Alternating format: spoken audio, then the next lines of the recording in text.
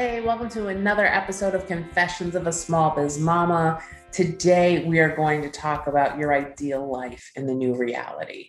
So, last episode, we talked a little bit about spending time being really intentional post COVID about what we want our life, our business, and our family to look like. And so, today, I just want to talk about life and what life could look like in this new reality. I'm going to talk a little bit about what I'm planning to keep and what I'm planning to let go of.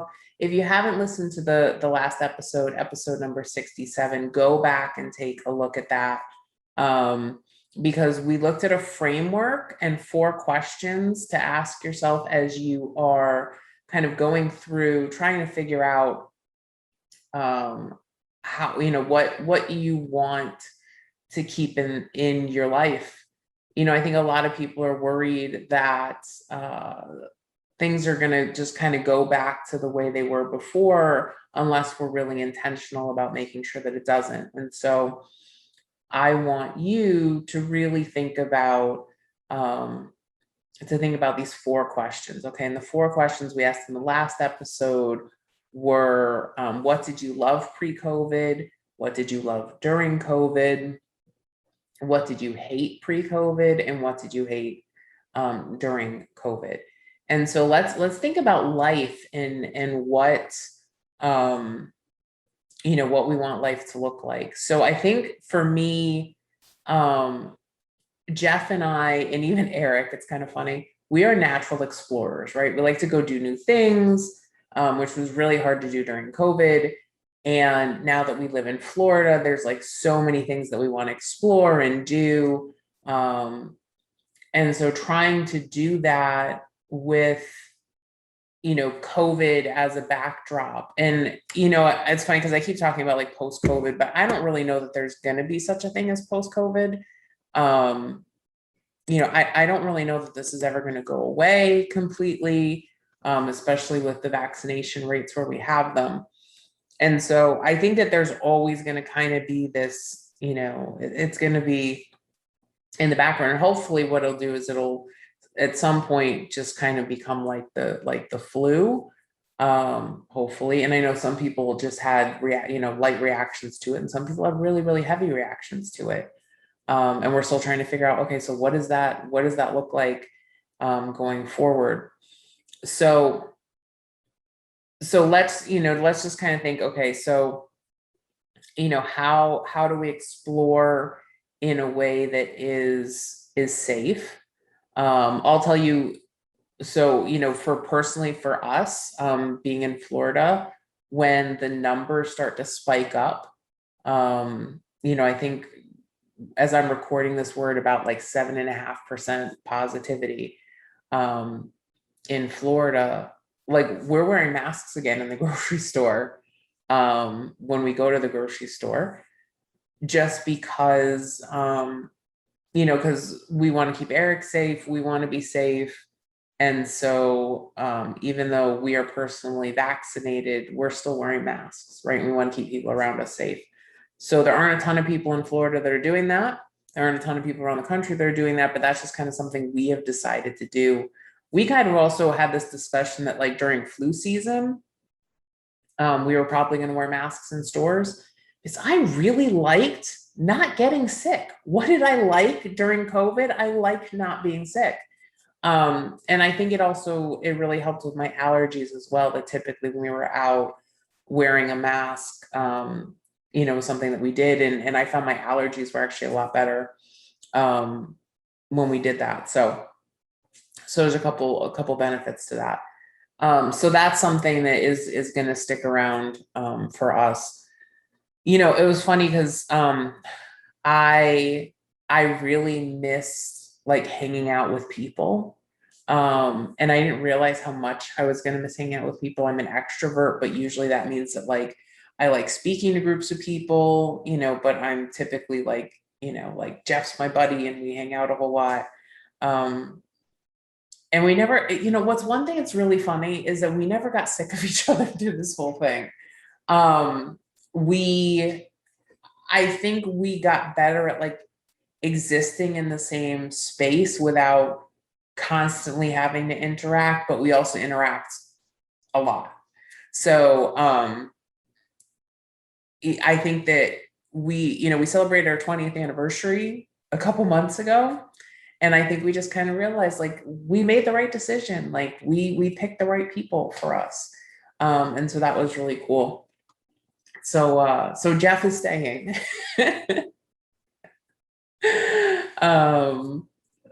So let's see. So what else? I think for me, like I was never a big fan of shopping. And so I love curbside pickup. I love grocery delivery, although I haven't done a lot of grocery delivery down here. Um, Curbside pickup, I absolutely love, especially like Target, Sam's Club, BJ's. Love curbside pickup. It's awesome. So I try to do that as much as I can. One thing that I did really miss during COVID is I missed having somebody come in and like clean our house. And I only do it like once every 2 weeks, and then we kind of keep up in between. But that was something that I'm like, okay, do we feel safe enough to do this? Okay, awesome, great. Let's get somebody back in to clean the house. So we do that once every 2 weeks. And it's funny because I think a lot of people are like, oh my God, that's so expensive, and I can't, I can't justify that. I can't afford that. Listen, if you are self-employed, you could like, especially like if you're a bookkeeper, you could probably pick up one extra client a month, and pay for somebody to come in once every 2 weeks. I mean, really, like that's really the scale of what we're paying. So if I were you, I would call around, get some quotes, and then put that on your like, all right, if I get one more client, this is what I'm going to pay for. Because the amount of time that it saves you, and I know like I've talked about this before, but for Jeff and I to clean our house together, to clean the entire house, because we're just not good at it. Frank, it's just not something I'm good at. See, these are the confessions that you get when you listen to the show.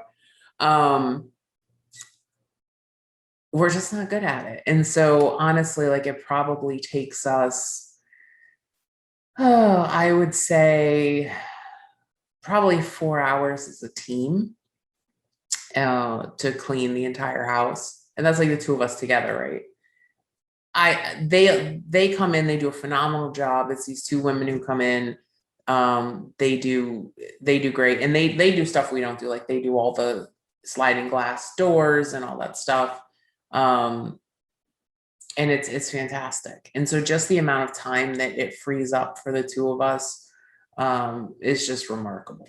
Okay, so that's totally worth it. So that's back. That's back. It's interesting because I kind of made the decision that I wanted to get healthier. And part of that was just I think with the reality of COVID, and knowing that my paternal grandfather, I'm adopted, my paternal grandfather died when he was 39. My birth mother was in her like mid 50s when she passed away of, they think, a heart attack. Like, it just kind of hit the reality. Like when I hit my 40s, I'm like, all right, folks, like we got to do something here. And so, I've walked a lot. I watch what I'm eating, and I'm probably, when I look at my numbers, probably in the best shape I've been in since like maybe college, maybe even a little bit before that. And so, so I'm pretty happy about that. Actually, I'm super excited. I have a Peloton coming. Yay. I'm super excited about that. So that's coming this week. And so Jeff and I are just being like really, really intentional about, making getting into better shape, right? And I don't think either one of us is ever going to be like a gym rat. Like I was in high school, but not since high school. um I don't think either one of us is going to be a gym rat or, in phenomenal shape. I don't see myself doing, a triathlon or a marathon or anything like that, although I am doing a 10K this weekend. So who knows? uh it's a virtual one, though. It's spread out over a couple days. So um but I'm going to try to do a 5K every day during the 5-day session. So that's a lot of miles. Um, so see, maybe I am a little bit healthier than I think I am. So that is something that is going to stay. I just, it's funny, and I write this down every single day. I like being fit and active in Florida. Um, when I'm journaling every morning, I write that down because I really do. Like, I love what it feels like to have the energy to move around, to be able to um just do the things I want to do and have the energy to do them, and run around with Eric and get on the floor and get in the pool and do all those things. Like, and I know that some people look at me and go, well, you've got a long way to go. I've come a long way. And I think that we need to celebrate how far we've come, right? I think a lot of times we're like, oh no, I can't celebrate till I'm at the end, right? Until I'm down there. But I would argue that you've come from somewhere, right? And you have made it part of the way on your journey. And so just take some time to celebrate that piece. I just think that that's critically important. Okay. So if you haven't done that in a while, if you haven't kind of like sat down and acknowledged how far you've come, you need to do that. Okay. I really, really want you to do that. Um, so, it's funny because for us, and I know I've talked about this before, but I think for us, our lives didn't change a whole lot when COVID hit. Eric was home with us. We were working from home. So especially when it initially hit, things got busier. But things didn't change dramatically for us. It wasn't like, oh my God, we're no longer going to the office, or we're not working, or, I know that it was a dramatic change for some people, but for us, it wasn't. And so for us, it was minor little tweaks. It was minor things that we changed. Um, and one thing we did, and I'll talk about this more in the parenting episode, um, but Eric really wanted to be around little kids. And Eric's 3.5. And so we're like, we're gonna send him to school in the morning. We'll send him to camp in the morning. And so we found him a Montessori school that was doing a camp program. And he loves it. He absolutely loves it. And we notice he's picking up more around the house. Thank you, Montessori. He's picking up more around the house. He likes being around other kids. It gives them some socialization. I think that that's one thing that we felt was kind of lacking during COVID. And it's something that we can do on our own. But I think as we're getting settled in here, I think that was something that was really helpful. And so while I still want to homeschool, I don't know what that's going to look like. And I've got to find a group, right? I've got to find a group so that he's around kids more, because he is all of my extrovert and all of Jeff's extrovert, like, combined together. He's that kid at the playground that's like, hi, my name's Eric. What's your name? Like, he's that kid. And so he really, really needs that, like, high level of engagement and socialization. So we'll see how that works. But for now, it's great because he's going to school in the mornings. That gives Jeff some more time to work, which frees up, our afternoons a little bit. And so it's been really nice. It gives everybody what they need. And so, I think one thing that we learned during this is that, you have to be willing to pivot. You have to be willing to say, okay, yeah, I know this was the plan, but the plan is going to change. Okay. And the plan has to change. And so things like that, I think it's a really good thing to do, is to acknowledge that, yes, we can pivot. And we should pivot when we need to. Okay. So hopefully that's helpful. So I'd love to know, what are some things that you want to take with you into your life in the future? And what are some things that you just, you're going to leave behind? Because we have the opportunity to do that now. I remember when I had cancer 15 years ago, and it was just about 15 years ago, that I was diagnosed. And I remember coming out of that saying, okay, I now have this opportunity to be like, nope, not doing that anymore. Cancer.